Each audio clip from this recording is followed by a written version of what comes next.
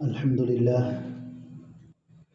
لله وكفى وسلام على عباده الذين اصطفى أما بعد فأعوذ بالله من الشيطان الرجيم بسم الله الرحمن الرحيم وما خلقت الجن والإنس إلا ليعبدون سبحان ربك رب العزة عما يصفون وسلام على المرسلين والحمد لله رب العالمين۔ محترم بھائیو، دوستو، بزرگوں، ہمارے سامنے جو عنوان چل رہا ہے وہ مقصد حیات یعنی مقصد زندگی۔ ہماری زندگی کا مقصد کیا ہے؟ ہماری زندگی کا مقصد اللہ کی بندگی ہے۔ اللہ نے قرآن میں فرمایا وَمَا خَلَقْتُ الْجِنَّ وَالْإِنسَ إِلَّا لِيَعْبُدُونَ، میں نے انسانوں کو اور جناتوں کو صرف اور صرف میری عبادت کے لیے پیدا فرمایا، جس کے تعلق سے عنوان چل رہا ہے آج ہم اپنی زندگی کے مقصد کو بھول کر کے زندگی گزار رہے ہیں، اپنی مرضی کی زندگی گزار رہے ہیں، بے اصولی کی زندگی گزار رہے ہیں۔ اللہ ہم سب کو معاف فرمائے اور اپنی زندگی کو صحیح معنوں میں ہم گزارنے کی توفیق عطا فرمائے۔ یہ تو اللہ تعالیٰ کی رحمت اور اس کی مہربانی ہے کہ ہم اپنی مرضی کی زندگی گزارتے ہیں، پھر بھی دنیا ہماری تعریفیں کرتی ہے۔ کتاب الاکمال الشیم میں ایک عجیب بات لکھی ہے، اے دوست جس نے تیری تعریف کی اس نے در حقیقت تیرے پروردگار کی ستاری کی تعریف کی۔ اے دوست، اس کتاب کے اندر ایک مقولہ لکھا ہے، اے دوست جس نے تیری تعریف کی اس نے در حقیقت تیرے پروردگار کی ستاری کی تعریف کی۔ مطلب یہ ہے کہ اللہ رب العزت نے تیرے گناہوں کو ڈھانپا ہوا ہے، تیرے گناہ لوگوں کی نظر سے اوجھل ہیں، اس لیے لوگ تیری تعریف کرتے ہیں۔ جو تیری تعریف کر رہا ہے در حقیقت وہ تیرے پروردگار کی ستاری کی تعریف کر رہا ہے جس نے تجھے چھپایا ہوا ہے۔ ہاں میرے بھائیو، دوستو، بزرگوں، اگر اللہ رب العزت مخلوق کی زبان سے تیری ایسی تعریف کروائے جس کا تو مستحق نہیں، تو تجھے چاہیے کہ اپنی زبان سے اللہ تعالیٰ کی ایسی تعریف کر جس کا وہ مستحق ہے۔ آج ہم کو لوگ سلام کر رہے ہیں، آج ہماری لوگ عزت کر رہے ہیں، یہ سب اس لیے ہے تاکہ ہمارے گناہ چھپے ہوئے ہیں، اللہ نے چھپایا ہوا ہے۔ اگر ہمارے گناہ لوگوں کے سامنے ظاہر ہو جائیں، لوگ ہمارے منہ پر تھوکیں گے۔ ہاں ہم خود سوچ کر دیکھیں ہماری زندگی ہم کیسے گزار رہے ہیں۔ تو لوگ جو ہماری عزت کر رہے ہیں وہ ہماری نہیں بلکہ اللہ کی تعریف، اللہ کی ستاری کی عزت ہے۔ اللہ نے جو ہمارے گناہوں کو چھپایا ہے تو اس لیے لوگ ہماری تعریف کر رہے ہیں، لوگ ہماری عزت کر رہے ہیں۔ اللہ تعالیٰ جب انسان کی طرف متوجہ ہوتے ہیں یعنی اس کی رحمت متوجہ ہوتی ہے تو اس کی پہلی نشانی یہ ہے کہ انسان کو اپنے عیب نظر آنے شروع ہو جاتے ہیں۔ یہ ہونے چاہیے۔ اللہ کی رحمت ہمارے طرف متوجہ ہے تو پہلے مجھے یہ محسوس ہونا چاہیے، مجھے یہ احساس ہونا چاہیے کہ ہاں میری زبان جھوٹ بول رہی ہے، ہاں میری آنکھ غلط دیکھ رہی ہے، ہاں میرا ذہن غلط سوچ رہا ہے۔ یہ تمام باتیں جب اللہ کی رحمت جس کے طرف متوجہ ہوتی ہے تو وہ اس کو اس کے گناہ اس کے آنکھوں کے سامنے اس کو نظر آتے ہیں۔ جب نظر آتے ہیں تو پھر ان گناہوں سے بچنے کی وہ کوشش کرتا ہے۔ لیکن جب اللہ تعالیٰ ناراض ہو جاتے ہیں تو اس کی پہلی نشانی یہ ہے کہ اپنے عیب اپنی نظر سے پوشیدہ ہو جاتے ہیں۔ اس لیے انسان اپنے اوپر نظر ڈالے، اپنی کوتاہیوں کو اس کے سامنے اپنی کوتاہیاں ہو۔ تو یہ اللہ کے ناراض ہونے کی علامت ہے کہ انسان کو اس کے گناہ اس کو نظر نہیں آتے ہیں، دوسروں کے گناہ اس کو نظر آتے ہیں۔ ہمارے شیخ حضرت مفتی شکیل صاحب دامت برکاتہم ہمیشہ ایک مثال دے کر بات کو سمجھاتے تھے کہ دیکھو یہ ہماری آنکھ پوری دنیا کو دیکھتی ہے، لیکن اگر آنکھ کے اندر کوئی چیز پڑ جاتی ہے تو خود اس کی آنکھ اس کو نہیں دیکھ سکتی۔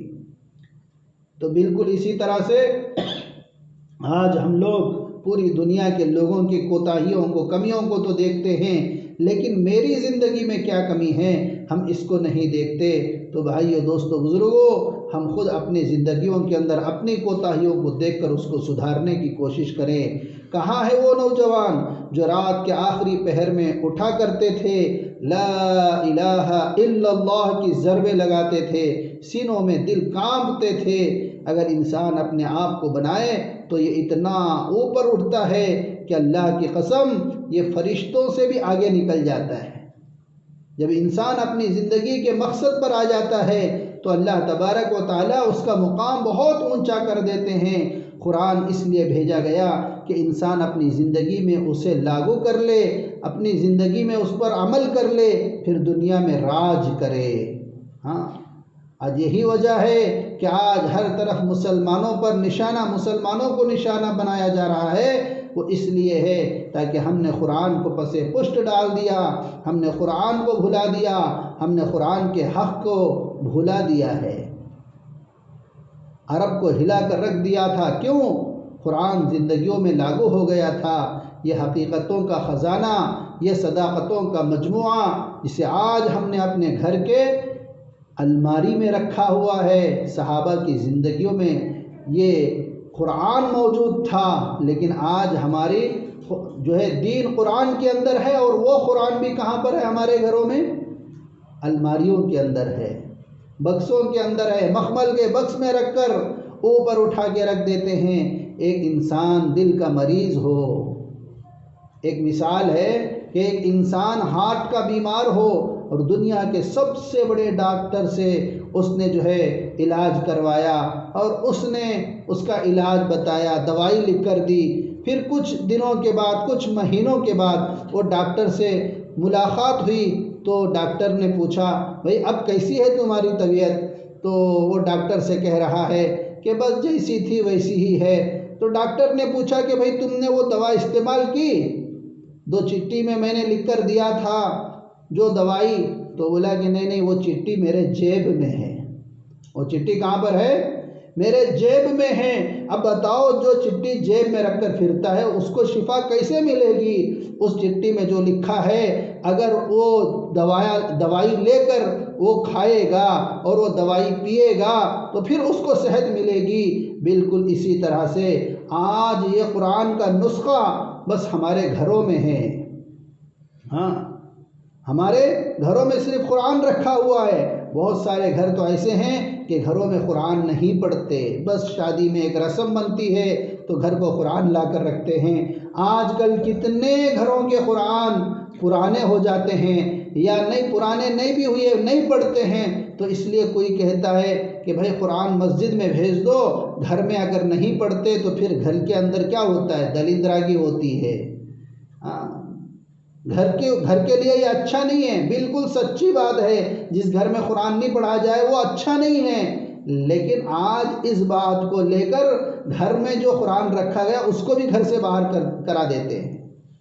بہت سارے لوگ لا کر مسجدوں میں قرآن رکھ دیتے ہیں، کیوں؟ گھر میں پڑھنے والے نہیں۔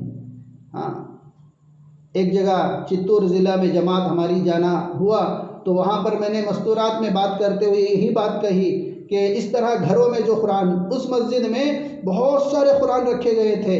میں نے پوچھا کہ بھئی یہ کیا ہے؟ تو ہر گھر کا قرآن یہاں پر موجود ہے۔ پورے شادی میں جو باکس میں رکھ کر دیتے ہیں ویسے باکس پورے مسجدوں کے اندر آ گئے ہیں۔ میں نے کہا ایک کام کرو، یہ جس نے کہا گھر میں قرآن ہے اور نہیں پڑھے تو گھر کے اندر دلندراگی ہے۔ میں کہتا ہوں جن کے گھروں میں سونا چاندی ہے، جو آپ ڈیلی یوز کرتے ہیں وہ تو ٹھیک ہے، چھوٹے سے ایک کان کے اندر جھمکے ڈالتے ہیں، باریک سی ایک چین گلے میں ڈالتے ہیں، باقی آپ کے نیکلیس اور بڑے بڑے زیورات تو اٹھا کے رکھتے ہیں۔ یہ اٹھا کر رکھنا بھی اچھا نہیں ہے، اٹھا کر رکھو گے تو تمہارے گھروں میں جن قبضہ کر لیں گے، اس کو بھی مسجد کو دے دو۔ کوئی ایسا کرتا ہے اگر کسی کے کہنے پر؟